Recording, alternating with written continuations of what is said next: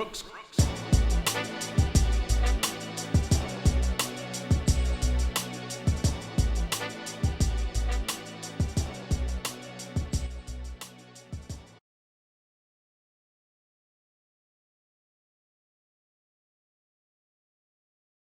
right, people, good night. This is your boy, Keel here again, Len-Dor, here with Rhythmic Solace. Today, I'll be interviewing one of the most favorite personalities I ever came across, man. My boy, H, the host of WVCC Radio. He's very good to me as well. When I first started releasing music from out here, dude has been nothing but full support. Him himself is an MC as well.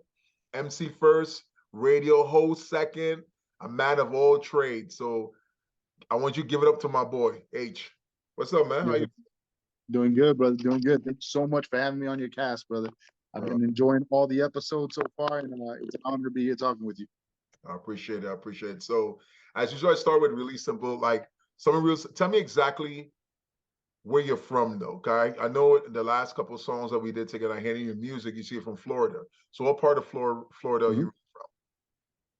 So, the city's Miami-Dade County, right, which is where everybody's gonna know. I'm from an area in Miami out west called Kendall, right? Oh. So basically, we're south and to the west. We are the last suburb before you start hitting your Everglades, right? Bringing past us, it's all farm country and then swamp, right? So we're considered one of the, I guess, suburbs of Miami, where we're about 45 minutes out from the city, from downtown Miami. Okay. Right? But Kendall is an area that had heavy New York migration during the late 80s, early 90s. Right. And because of that, there's a huge, there was a huge hip hop scene out. When I moved up here, I was originally in an area of Miami called Little Havana, which is right outside of downtown Miami. Little Havana is where the Marlins Stadium is now. Little Havana is where the old Orange Bowl used to be, where the Miami Dolphins originally played, where the Miami Hurricanes originally played. And we moved from there. That's basically considered hood, right?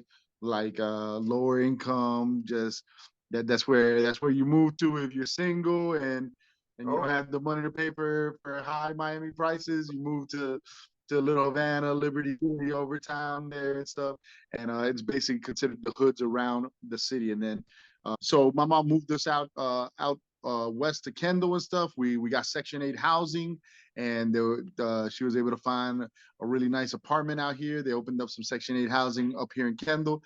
So I think there was a lot of people like who is it? A-Rod was recently quoted as saying, "Oh yeah, I'm from the hoods of Kendall," and he got heckled because everybody in Miami was like, Kendall's not a hood, Kendall's a suburb.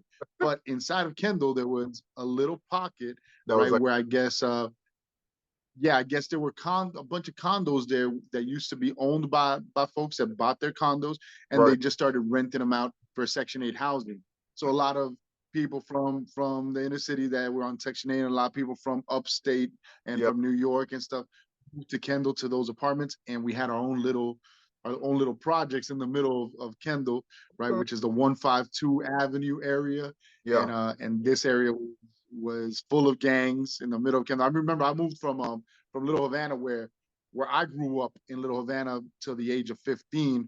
I grew up surrounded by Latin kings and Latin folks. Right? Really heavy gang activity during the 80s out here in Miami. And it was a thing of walking down the street. You ran the risk of getting jumped a couple times, right? Again, by people, catch us hanging outside of their blocks and stuff, right? And you had to know somebody in each block to get through the block and get a pass and stuff. So when I moved up here to Kendall, it was rough.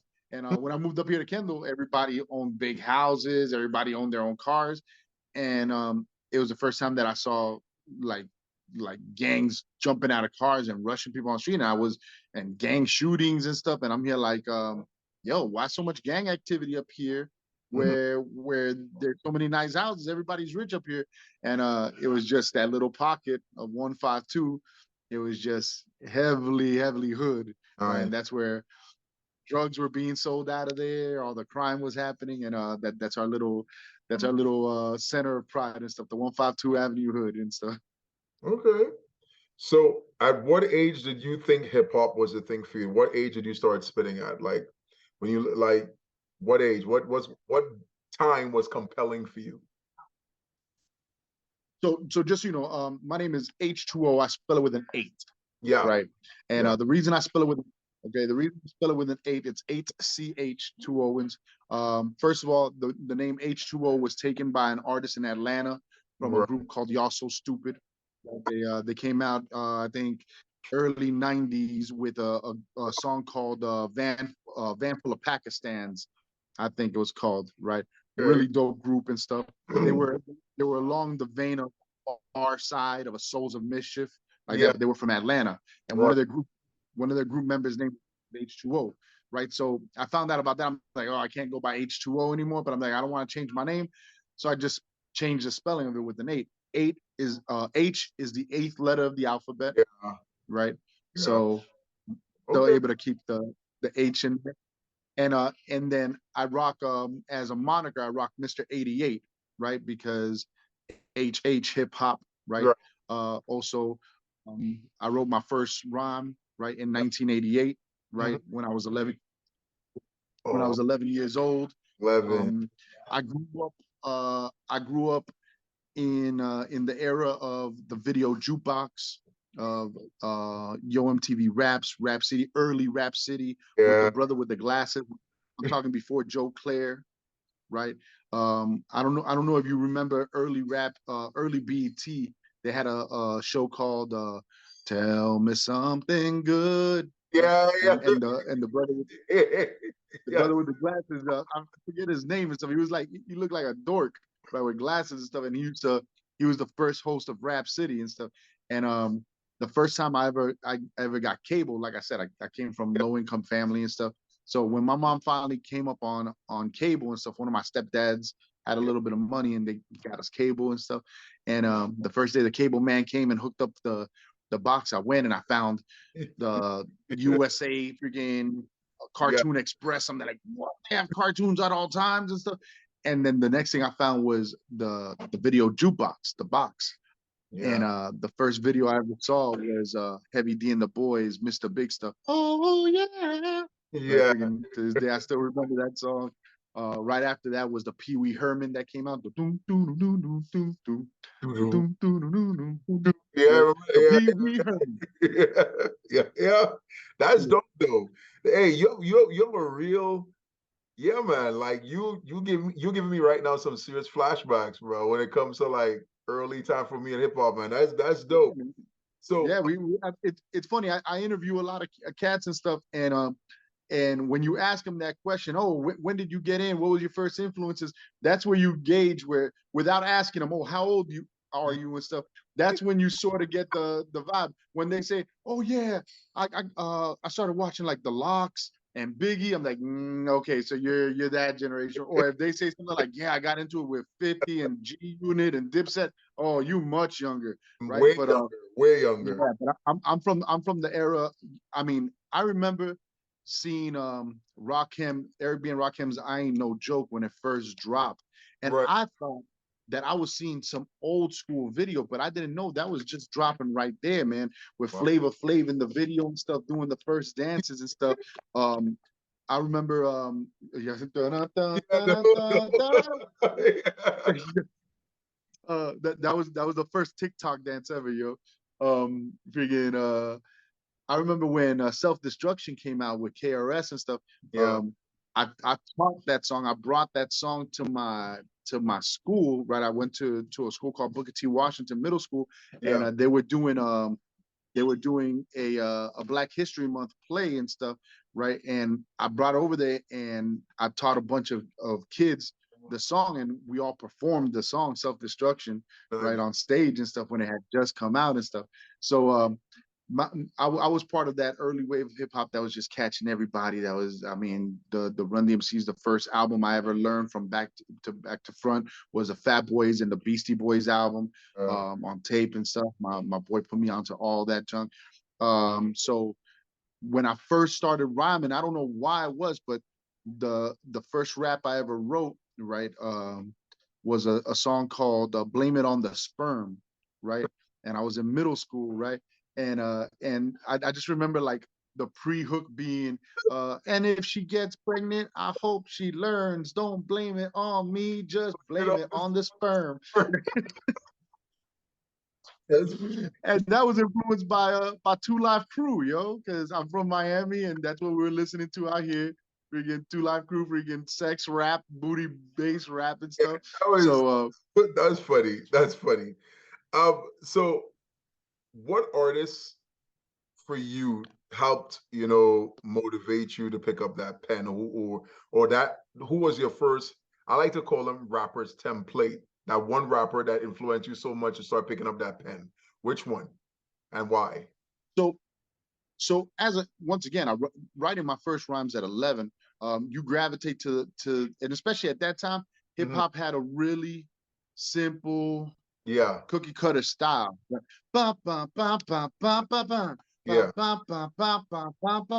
Right? And then if you hear somebody like a Chuck D, you're like, he's doing it wrong.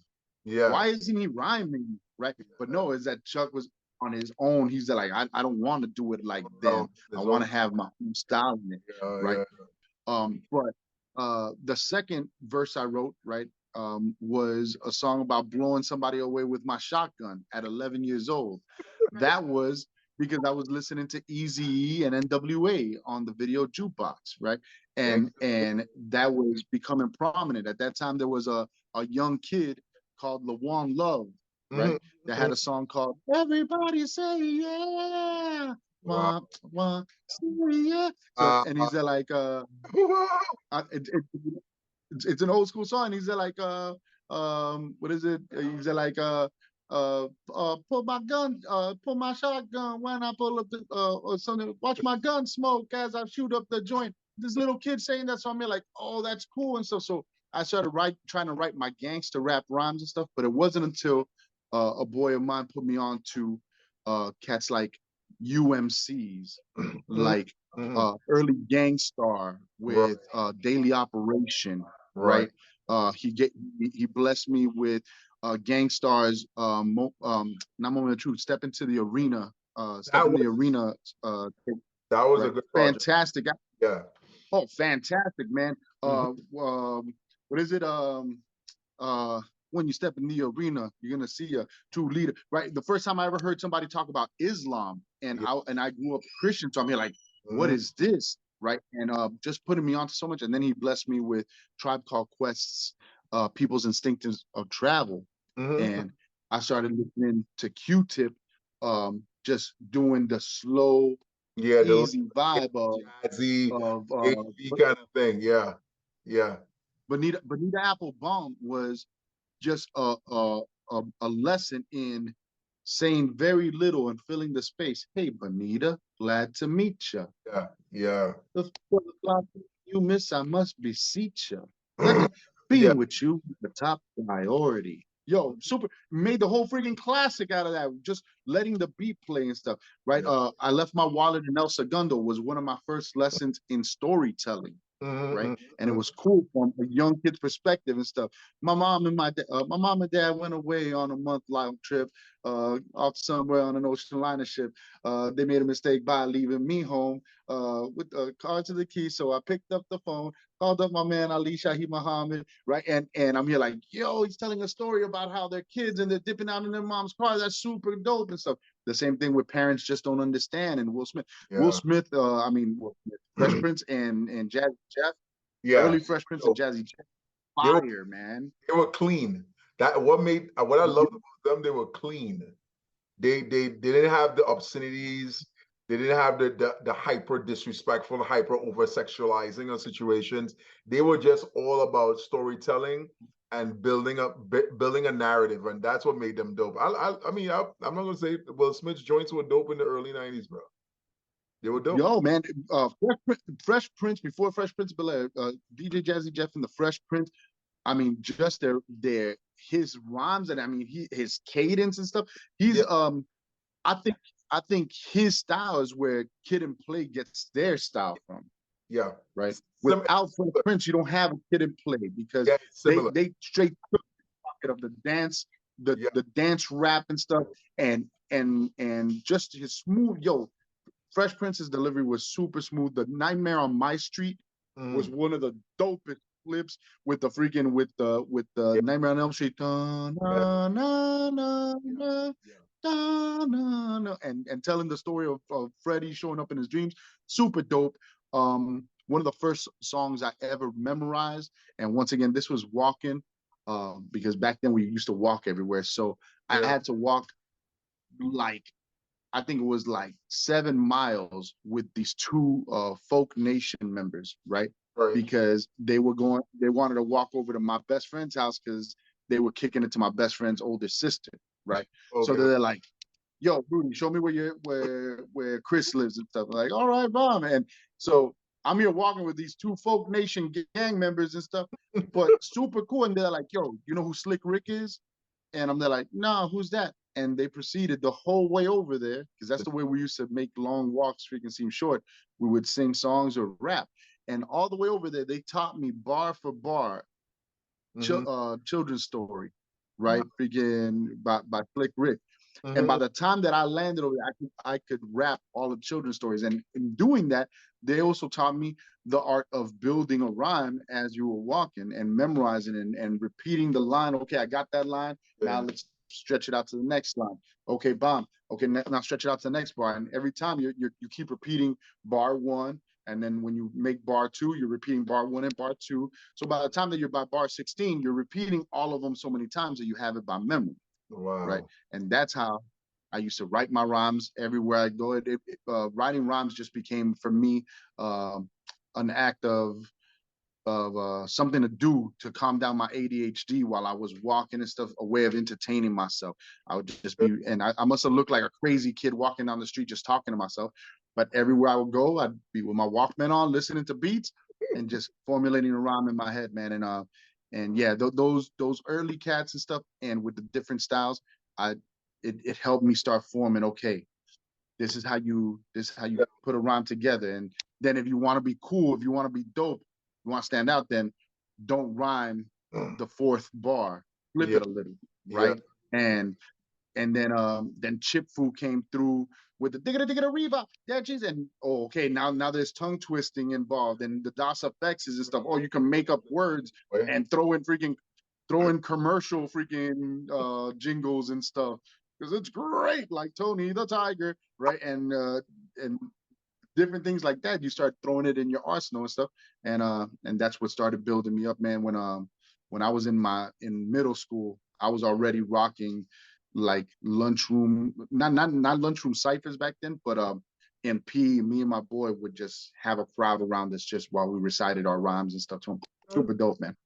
So, what gave you the idea to come about with your radio station, though? What was the synopsis for you? Was it because of lack of airplay, or you just saw that there was a gap that could be filled by you giving more underground cats the air to be heard? All right. So just to put the whole story in context, because we just went from when I was 15 to I started my radio station when I was 42, 43, right? I'm 45 now, going to be 46 this year, right? So it's been a long time, and I've gone through a lot of growth and changes from being the aspiring rapper to being a rapper opening up for an MC, opening up for major touring acts, recording, selling a CD, to finding out that there's very little money to be made just performing locally and trying to sell your CD hand to hand, to then I started promoting shows and organizing shows, because the one thing I always saw, right, was, well, somebody's getting paid out here, right? When I come out to perform, somebody's walking away with money. Bars making money, right? And the promoters seem to be making money, right? So how do I get in on that? So I Yeah. started promoting shows, right? And also, I've always been the kind of guy who I don't make excuses. I don't like complaining. I think complaining is a waste of time. I can't stand, pet peeve of mine, being in a line, right? You're in a long line, and somebody in line says, "Oh my God, don't they have more cashiers? Look at all the cash registers that are open." And I'm here like, bro, we're all in this line together. Don't make it worse for us. You now complaining and stuff, right? I don't complain. I do something. When I find something to complain about, I Gotcha. do something about it so it could be better. So when out here, we're in Miami, Yeah. mind you. So in Miami, the hip hop that moves is club hip hop. Yeah. Hip hop that moves here is radio friendly hip hop, is whatever makes the women shake their asses out here and stuff, right? And guys dress up fancy to go out and waste money. Miami is a big nightlife town. So that's what all the promoters want. That's what all the clubs want to book. They ain't about booking Right. the the underground acts, the Yeah. super hip hop guys and stuff. Nah, girls don't come out to that and stuff. So there wasn't really a scene for that. There were a lot of artists doing their things, but not something really binding together the scene. When I was coming up, where the scene was in the b-boy jams. The Right. b-boys were throwing jams where they would throw MC battles, they would throw DJ battles, right? They would have graph heads outside with murals, paint and stuff, and that's where the culture was. And when we grew up and we started hitting the clubs and stuff and started hitting South Beach to perform, I started noticing that there was nobody booking acts like ours that were doing the underground, the independent hip hop, the boom bap hip hop, the East Coast vibe. And Right. instead of complaining, oh, I live in a city where they don't support me, no, I started hosting shows like that, and there were enough groups out here that did that we got a really good following. That's where Vice City Cypher, my company, started, right? Okay. And WVCC, all it stands for is, down here in the East Coast, radio stations have a call letter of W and then three letters, right? Right. So, so it's WVCC, Vice City Cypher. And the reason I started WVCC Radio was after my divorce, I was married for 15 years and stuff. I had my 3 kids with my ex-wife, and we were a hip hop family. Everything. I mean, I met her from high school and stuff. So everything I did musically was with her and my family as a unit. She was my partner. She was my door person. She was involved in everything. So when we got the divorce, I really had to leave everything hip hop behind because Sure. everything was triggered Yeah. to that time, and it reminded me of her. So I completely stopped. I got out of the scene. I completely stopped, and then I met my current wife, and after 4 years of wearing polos and listening to to alt alternative rock and stuff, and like freaking new freaking like weird, because I always have to listen to weird music. I can never listen to what's on the radio, so after listening to a bunch of weird stuff for 4 years, I That's I funny. think it was we were going to church at the time, right? And I came across some really dope underground Christian groups, right? Yeah. One of Yeah. them's called Beautiful. There are some. Yeah, man. Yeah, there are Oh some. no, no, bro, there are some fantastic groups. I could put you onto some groups because I don't know if you know, Len, but the way I started rhyming was at church. Actually, Okay. my first big stages I ever rocked were at church. I've rocked uh, evangelistic crusades of like Hey, evangelists that have come to town. Yeah, like in stadiums, big stuff. that's dope. That's dope. So I was really big into the Christian underground circuit, and I know a lot of groups from there. And when me and my wife started going to church, and I said, oh, I want to start listening to some hip hop again. Uh, this one group, Beautiful Eulogy, and I invite anybody out there to check out Beautiful Eulogy. I will. Braille, fantastic MC. But they just really dope lyrically, really dope message wise. Mhm. And I started listening to them. I'm like, I got the bug again, and you know how it is, right? Yeah. You're around my age and stuff. You know how Yeah. it is that you might take a break away, but then you listen Still to that there. one beat that Yeah. gets It's you, still. Yeah. Yeah. Yeah. Yeah. It's still. and It's. you're like, Well, for me, I started out similar to you, like doing the whole Christian hip hop, but okay, what transpired for me, what really kind of like really compelled. I used to listen to some dudes, some dope underground dudes I used to listen to. But what I started realizing for me was that if you pigeonhole yourself in to that one genre of Christian hip hop music, you're not really reaching anyone. So Mm-hmm. I didn't really want to sound all churchy as well. So for me, I kind of like modified my stance on how my delivery was and how I did certain things and my beat choices or whatever. I still keep the key topics, but how I speak about them is Mm-hmm. very different. So that's what I did. But you're absolutely right. There's some Christian hip hop underground groups I've heard from back in the day are really dope. Some dope, Man, there's precise some great groups like Cross Movement, like Tunnel Rats is a great Christian hip cross hop crew dope. full of dope. Oh, super dope, super dope. Yeah. I mean, I could go off naming them for a while, but like Tunnel Rats, let's say for one, is one of the groups I got into early, and they were really about battle culture, about and like they were from LA first of all, and Right. they were cutting their teeth out at Project Blowed and Good Life Cafe, right, Mm-hmm. which was there were secular stomping grounds for real dope MCs like Freestyle Fellowship, like Abstract Rude, like Tumex.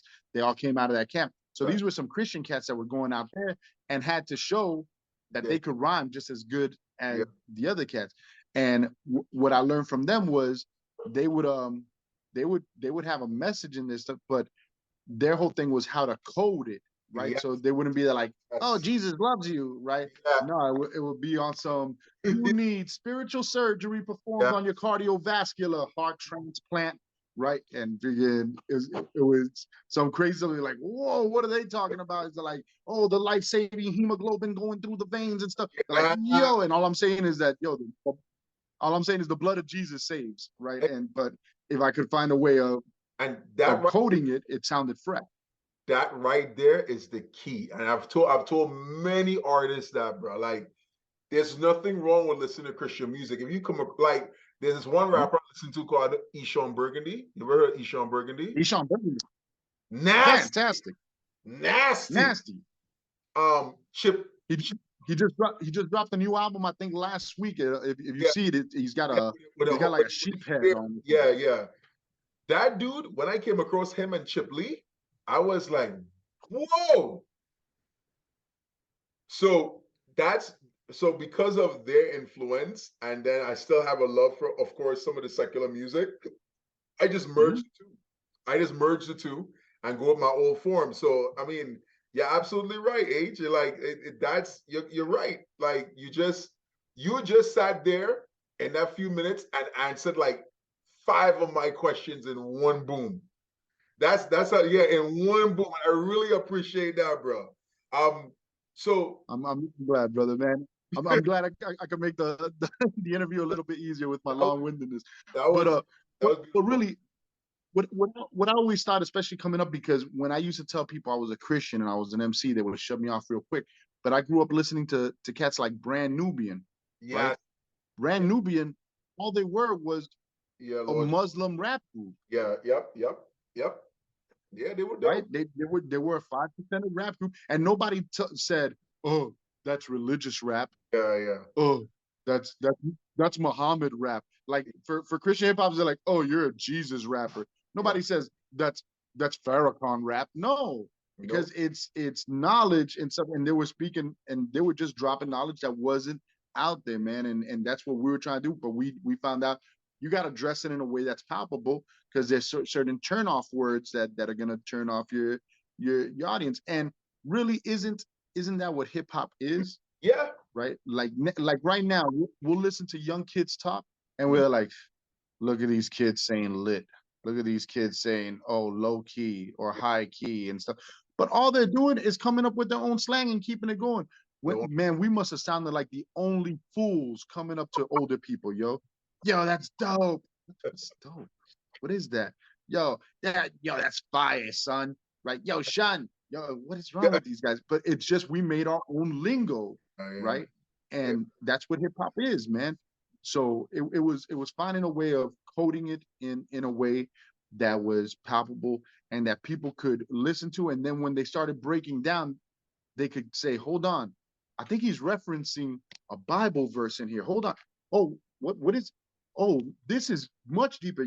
Oh my God, this guy just described the story of Yeah. Lot's wife turning around and turning into a pillar of salt, but he made it freaking into a street. I mean, you hit the nail on the head, H. That's what I've been working my hardest to do with all my music, bro. Like, I think there's You do it good, brother. I appreciate it. There are not a lot of rappers I've realized in this era they can't write. A lot of rappers vocabularies and their reaches and stuff they can't write. Like when you like for instance, right? When you and I met and we decided to do that feature, what I see when that's dropping on the album with Rook and stuff dropping this year too. Like when I listen to how you wrote and how Donnie wrote, your dudes make dudes grab their pens, bro. Like Salute, brother. y'all still have that hunger and that knack to want to write ill shit and make it sound phenomenal. And it's friendly competitive. That's what I love about it. It's friendly competitive. It's like, oh, you push me, I push you, and then I push you some more. Yeah. Like I love that type of hip hop, bro. And I have to say though, like you've been doing. I took the time to listen to some more of your stuff. Even your boy Lex. I realize you and Lex, you'll move like ham and cheese, and he's always been supporting and everything. And he put me on to some of your shit.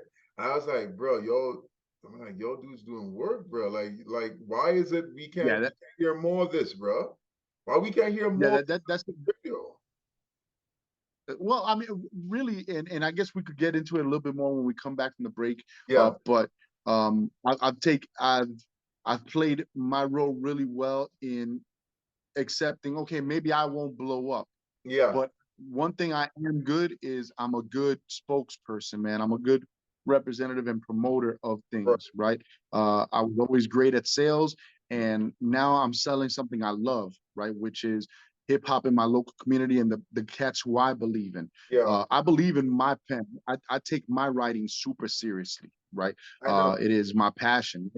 But if I'm not gonna blow up, because I've also grown to understand that the majority of the people don't. It's a little bit too high for them, right? And those who get it will get it, right? But it's not for everybody. So, but I'm down to promote others and stuff. Yeah. And I think by not putting ourselves first all the time and by lifting others up, Yes. you get further, right? Yes. I see that in Donnie Quest. Yes. I see that in you. Something that you've always done is it's key. You've not only shown me your music, but you're like, yo, check out Rook Beats. Yo, check out my people's Donnie. Yo, check out my people's Psycho Astronauts. Yo, check out. And you're always introducing me to new cats. And in doing that, we really build an organic community, right? Oh, this is the underground stuff that nobody else is hearing and stuff.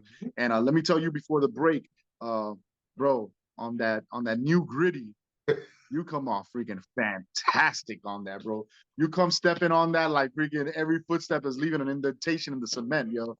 So freaking appreciate that, man. That's again because of the friendly competition. When you have friends, I consider your family because we take each other's craft very seriously. You push one another. You give people that you know what I mean? Like when I listen to your music and listen to the cats that you have on your radio station, I'm like, God damn, I hold my throat. I'd be like, ooh, these boys dope. You know what I mean? So I think that's one of the things that's missing. And I think that's one of the things that keeps this part of the genre going. Because we are still into that competitive drop dope rhymes, keeping that level of music going. Like when I first got introduced to you, through S. Shout out to S, by the way, today. Yeah, I shot his video again today for one of his latest tracks today. I mean, he's kind of like, he has become like a big brother to me in this process. You know what I mean? And like, I have to admit, bro, like y'all just keep bringing and bringing and bringing and bringing. And when I hear this type of music, I'd be like, you have no choice but to improve and adapt. If you're in the same place after listening to this kind of work, then something is wrong with you, bro. And that's the part that hurts me though. When you listen to some other rappers right now, and I listen to like, you're not gonna change, like you're not gonna do something differently, adapt. You like, you know what I mean? I know some people still like the underground gritty stuff, but to me, I think changing yourself over a period of time, reinventing yourself on beats, reinventing yourself on tracks.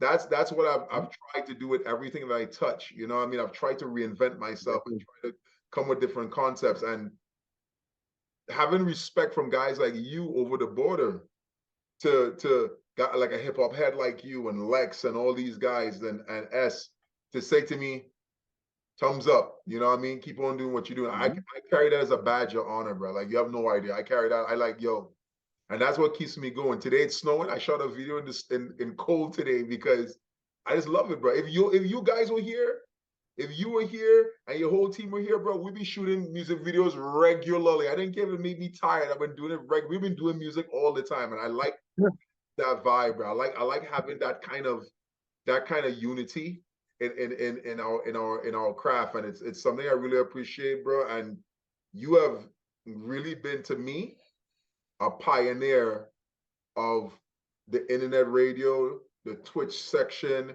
keeping that hip hop movement going. Like that's I really and truly really am impressed with what you have done, though. Like it's amazing. Um, what what has made you like I heard what has made you so happy this year? Well, last year. What was your biggest accomplishment last year with your journey when it came to music?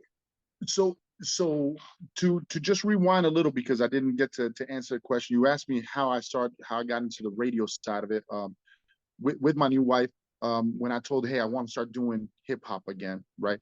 My wife is not a hip hop head, right? Yeah, my girl grew up on Dawson's Creek and Gilmore Girls, and she'll listen to the Nirvana before she listens Yes. to any hip hop album. She knows all the words to a Scenario, right? So They know it though. This one knows all the what you know what is some what it called again? The Lost Boys? what, Renee? It knows all the Lost Boys.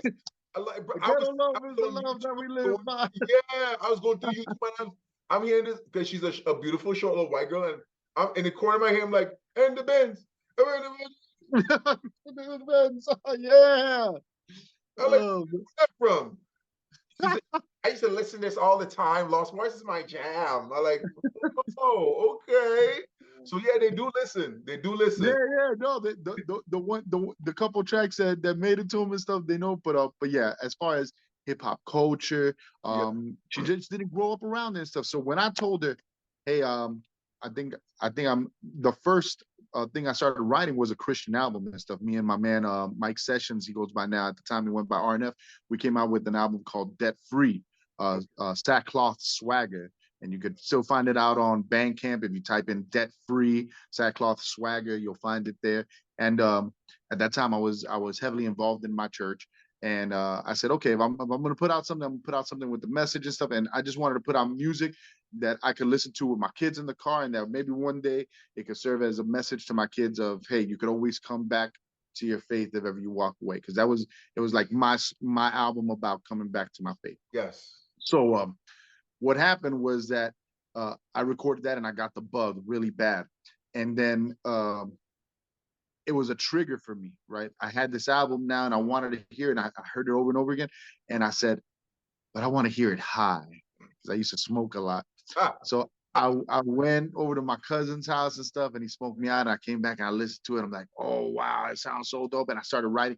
And then I said, no, I'm going to write a rhyme that's not a Christian. I'm going to write an album that's not a Christian album and stuff. Because at the same time, a lot of the guys here locally started doing podcasts here in Miami and started inviting a lot of the older MCs to come and get interviewed and stuff. And I'm like, man, I want to go and tell my story and stuff. I'm like, but I got to get something more modern and stuff.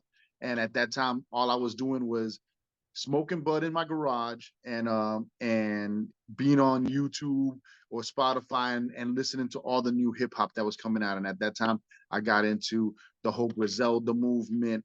I got into Jay Electronica was about to come out with his new album and stuff. Jid and Earth Gang had just hit the scene. I was getting into that and stuff. Yeah, I was picking up all this new hip hop and stuff, and I stumbled across Paca the Plug and Real Rap Family. My Right, favorite. and there I'm here like, yo, Yeah. it's I've hit the underground gold mine. Look at all this new music that there is out now. And I started getting familiar with the Genosha brothers and stuff, Ghost of the Machine and Weapon ESP and Logan. And then lo and behold, my man DJ Proof had produced an album with Ghost of the Machine. And then I got with DJ Proof and we put out our first album together, The Waterproof. And I kept on putting out, I put out The Waterproof. I put out a Christmas album with DJ Proof. We were doing things around here. And then my wife told me, she said, like, I'm not gonna be okay with you going out and performing every weekend and being out in the clubs and doing all this nightlife stuff, right? You gotta choose what you want to do. So I said, okay, you know what? So I don't have to go out to promote and do anything. I'm like, let's just buy some equipment and can I run a radio station from the house? Right. And she said, like, yeah, that shouldn't be a problem. The worst decision she ever made in life, because she lost me from that point on and stuff. Right. She let me start freaking run the station. And I always tell this story. The first version of WVCC Radio, Len, was me in my garage with 2 cell phones. I was playing the music on one cell phone on YouTube and filming it on the one. Oh shit. Right. And on Facebook Live. And that's what people were getting, that shitty ass audio, right? On Facebook Live, with freaking the Wi-Fi going in and out, right? Freaking mad buffering, horrible. But I would have like 50 people, 100 people joining in the room, checking out what I was doing. And then I picked up the OBS software, which allowed me to organize it a little, and I was running it on Facebook, but Facebook would cancel me every 10 minutes because I would play something that was copywritten, right? So they would shut down my stream, and I would lose viewers like that. So finally, somebody told me, why don't you try Twitch? Right? Twitch doesn't strike you down, it doesn't take you off the air and stuff. So I moved it over there, and ever since then, that was 3 years ago, we've been popping. I have subscribers that have been subscribing to me for the past 3 years, faithfully every month. Salute to all my cypher lifers out there that subscribe to the show. And we just kept growing the audience. And then one day I started saying, man, I wish I could get these songs directly from the artist rather than go to Paca's page and get them from there and stuff. If I could get them directly from the artist, that way I get their permission to play their song and stuff and start building connections with these guys. And God bless me. I've become a real big believer in the last 3 years of, we speak our reality into existence. Whatever you put out there, if you want it and you speak it and you write it down and materialize it and put some work behind it, it will manifest. And I said, I wish I could get this directly from the artist. And all of a sudden I got hit up by a dude named Jordan Commander and a dude named Jerry Graham, 2 of the biggest publicists in the underground, right? These guys are the top of underground hip hop publishing houses and stuff.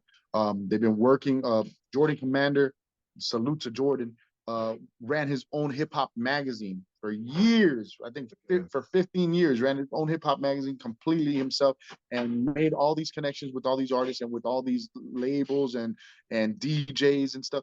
So he's one of the top guys now. And they reached out to me and they said, hey, we noticed you have a radio show. Could we send you music directly from our artists? And I said, please. And he says, I represent Len-Dor, 38 Special, Flea Lord, Rome Streets, right? It gave me all, I'm like, wow, I play all their music. So I was getting now the exclusive before Paca was getting, the same time that Paca was getting it, I was getting it. And I was able to play their stuff exclusively on our Tuesday night shows. That's why our Tuesday nights called New Blaze Tuesdays. But then after that, after playing it for 2 weeks, right? He comes back to me and he says, hey, you have a pretty dope show there. Would you mind interviewing Len-Dor? And I said, I could interview her? He's like, yeah, listen, just do it through Zoom. You could go ahead and put it up and just now, I'm like, yeah, let's do it. And that I wrote my questions and stuff. And bro, ever since I was a kid, I've wanted to be on radio.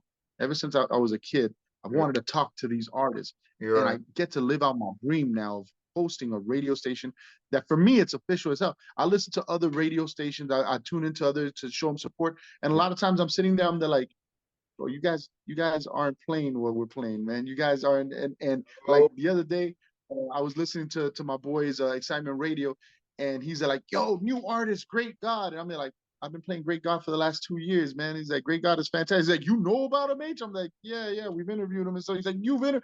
And just, man, just last night, I interviewed Homeboy Sandman and our sister E-Turn, and we were hosting them down here on Saturday for a show.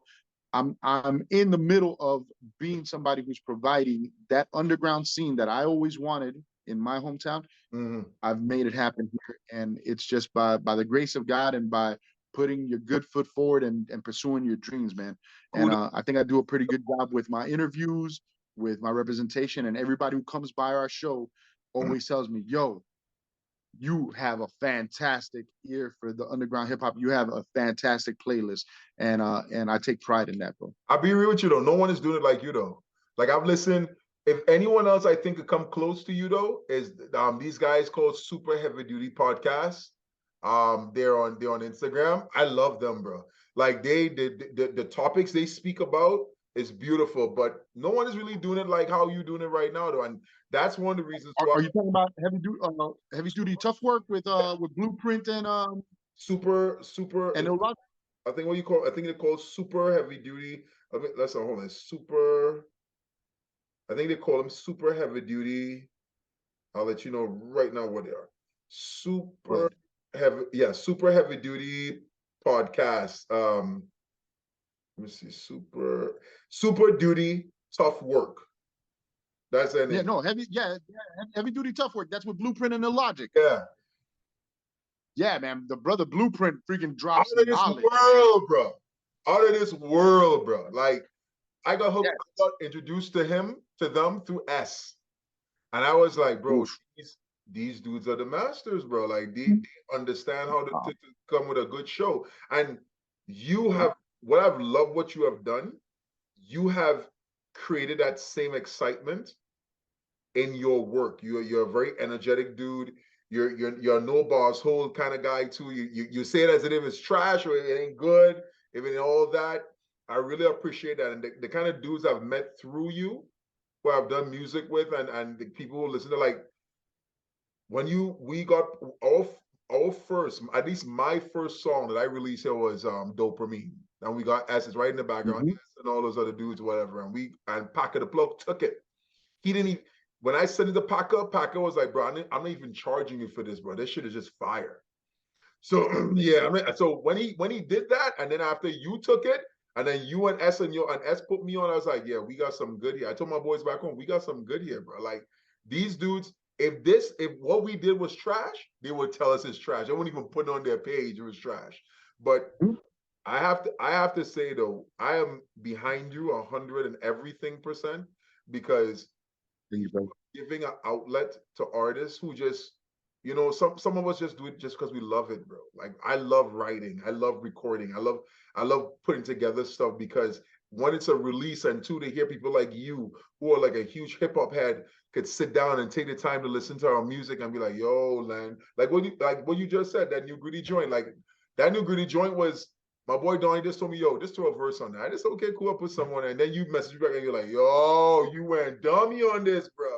Like those things. Is it you never know by putting your good foot forward who you're affecting, man. You never know by living your dream, that there's a reason why God put that passion in our heart, right? Why he put that idea in our head, right? And it might be a lot bigger than what our ego will allow us to see. We just think it's to make ourselves feel good and stuff, and just so I can feel like I belong, and right. But no, there's something much deeper, man. And we always hear it with artists, or we're personal examples of it. We have artists that we've heard a song by them that has made us think twice about something, has made us shift our thinking on a topic and stuff, something that touched us, something that got us through a bad day, right? And we reflect on that, man, right? And that artist doesn't have any idea that they affected us in that way, and that they affected a bunch of people. And usually once you write a song and it's over and you're on to the next song, you have no idea the seeds that you planted there that could touch somebody, man. Same. Making them feel hometown pride, making them feel like, oh, this song just gave me the extra energy to freaking run that extra freaking that Yep. little bit extra in my freaking morning run, or to lift a little bit extra. And that's a blessing that we're given to give other people. So we should never take that lightly, I right? don't, Especially when we're writing. You can even see it as the people that we feel are average writers, or that writing, but they're still inspiring somebody, right? And we never know what it is. That's why we shouldn't stifle ourselves. We shouldn't say, nah, nobody's gonna listen to that. Right now, our boys, and I got to get you on their show. Our boys down here, Old Head Ed and Belief, do a podcast called Barcodes down oh, here. You spell barcodes with the V at the end. Check it out on YouTube. okay. And they invite an MC to come on, Mm-hmm. and they ask him, just give us one song to break down, and they'll break down a verse on that song line for line with you. They sit you down and they go line for lines, like, what you mean here, what you mean there. And Yep. they just had an artist song, which is one of my most respected MCs out here in South Florida, a dude by the name of Joey Da Silva. He Yeah. rose with the Watch Wolves crew. And Damn. Joey fought him tooth and nail. He said, nobody wants to see me break down a song. He hardly puts out music because he feels like he's not good enough. Nobody wants to hear me. Violence that. Oh, The guy's video right now in one day has it's close to 1,000 views already. It word. took off by itself because his writing is so intricate and so layered and so dope. It's a freaking clinic on writing, man. I invite you to go check it out. I Right, found it. Barcodes with Joey Da Silva. Um, but yeah, but you never know, Yep. right? And once again, us, we're our worst critic Yep. inside our heads. We're our biggest doubter. Nobody wants to hear it, but you never know how it's impacting people outside of your head, man. It's funny is I'm happy to hear you say that though, because one thing I would like to find out though, what else do you have for yourself musically, like album wise, track wise?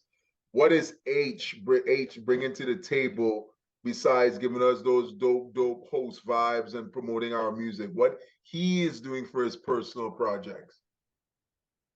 So I always hope, man, that when people see WVCC radio, when they see the artists that I'm pushing, right? When they read my articles on the Weekend Bag on the Cypher Life blog, and you guys could check out the Weekend Bag. It's our weekly article.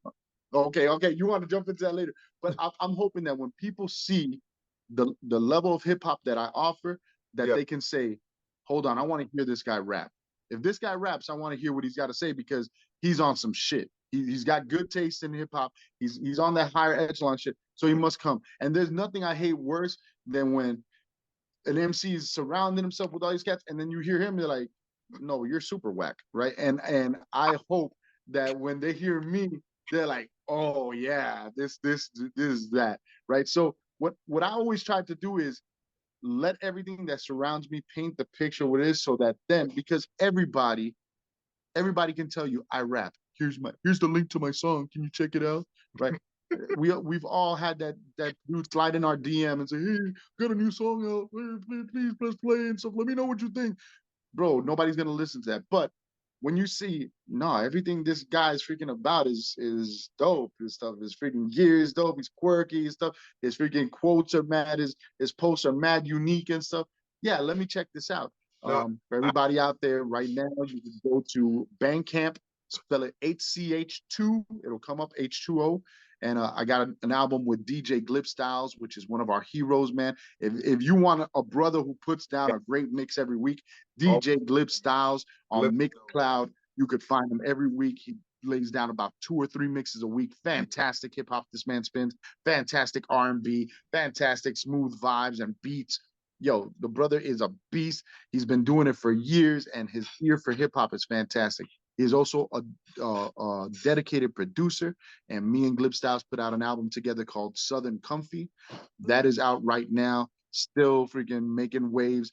Go ahead and pick it up. It features Homeboy Sandman, features J Roots, it features bringing Shoddy, Money Mowgli, Orion, King Tetris, a bunch of people from my hood, a bunch of Glib Styles' boys. The Benchwarmers Click is on there. Really dope album, really fantastic hip hop.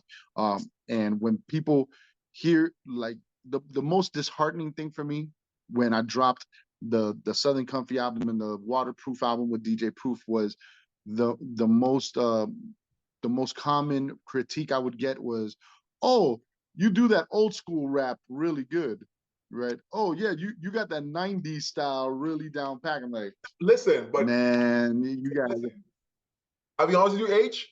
I don't take that as an insult. And let me tell you why.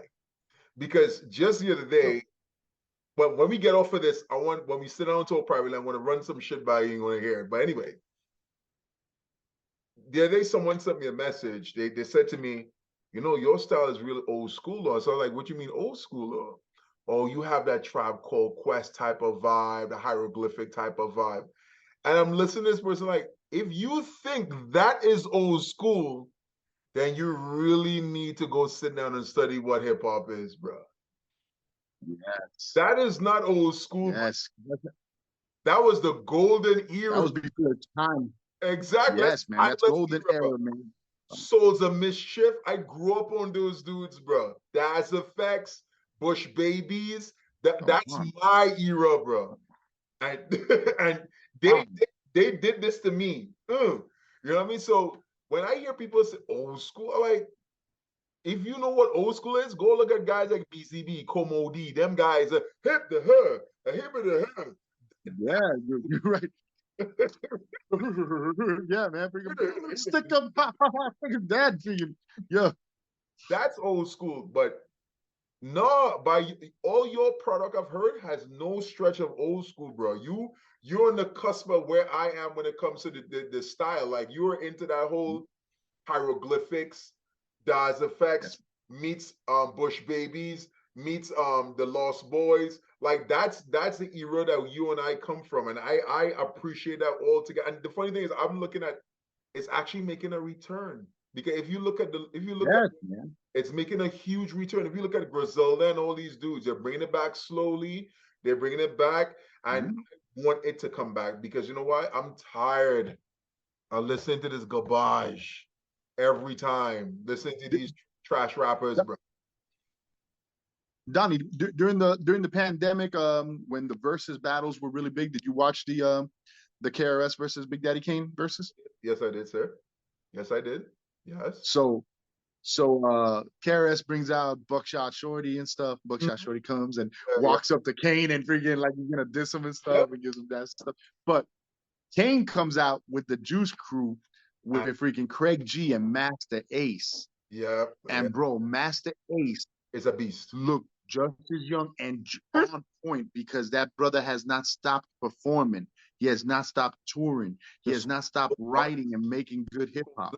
Disposable Arts will go down as one of the best in history. I don't care what anyone says, bro. Disposable Arts, I don't think anyone could top that, bro. That album is one of the best in history. Like yes, and with early punching words on it, man, freaking fantastic. I mean, just in that underground era, and his writing is impeccable. So nice and in the pocket, just perfect and stuff. He doesn't have to do too much, but everything is a punch, everything is freaking nasty. He's not super intricate. Like that, I tell a lot of people too, he's not super intricate. He's just very wavy with his words. He can paint it very well and paint a phenomenal picture. He's not these over intellectual, technical type of rapper. He's very, this is what it is.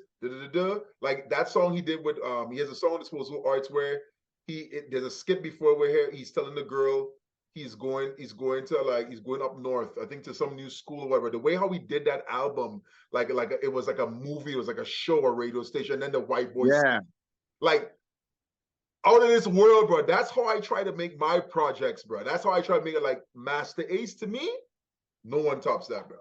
Disposable Arts, topping that. Ace is a beast, and all the careers that he's helped, right?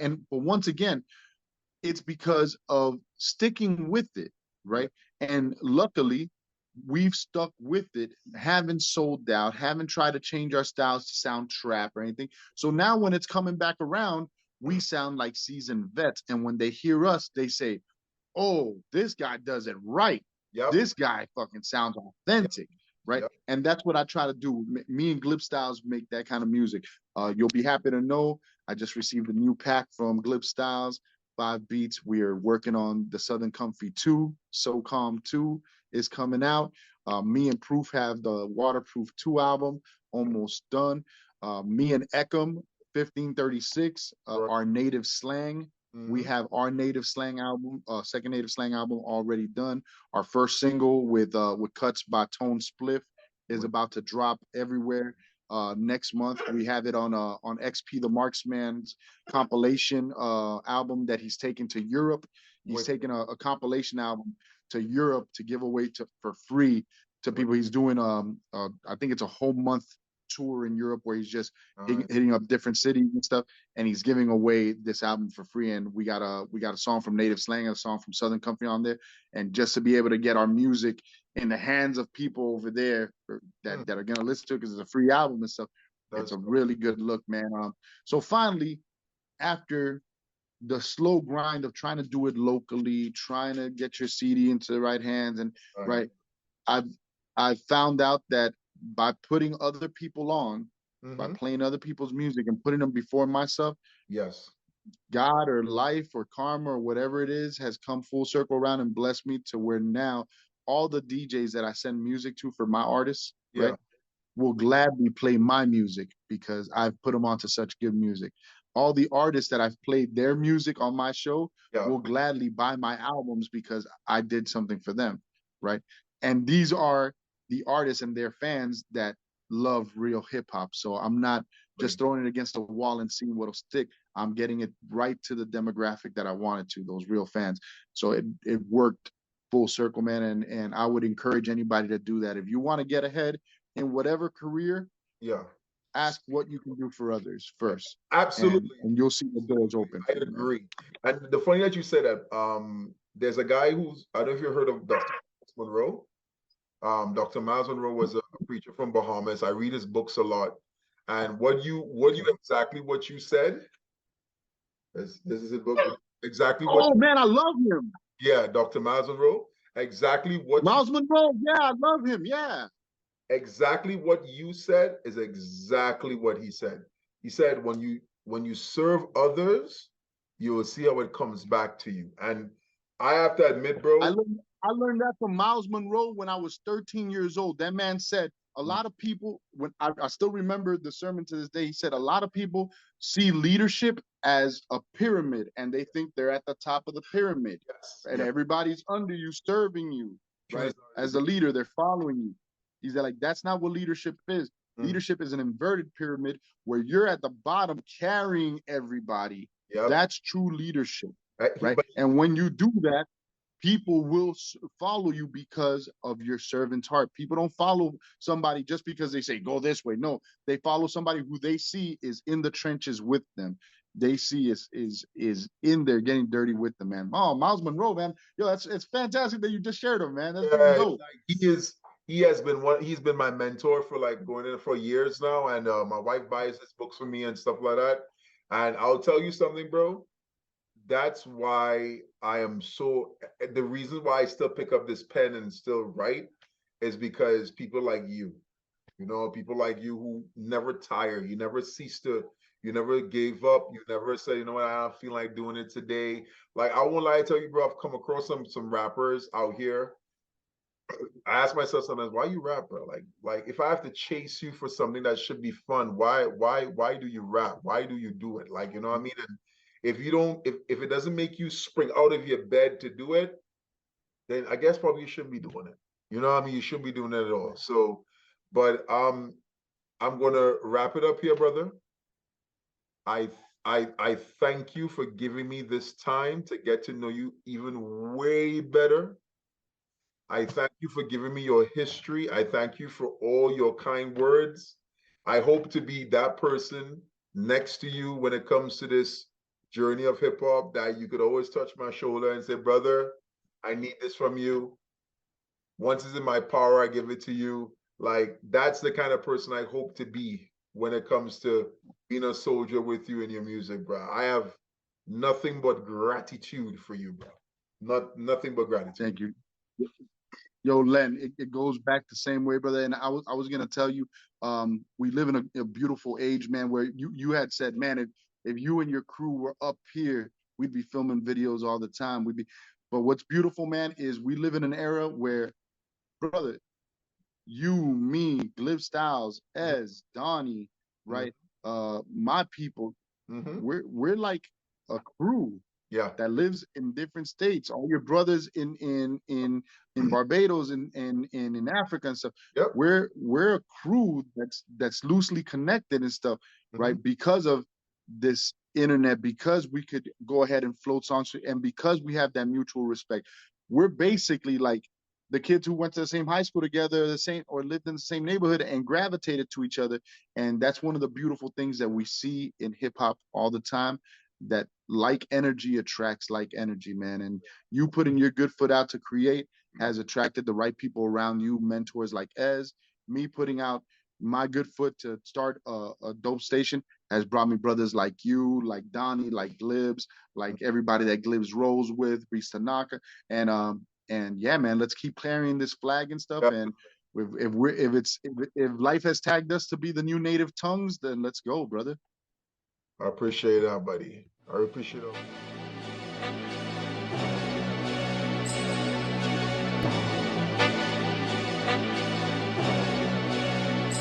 Brooks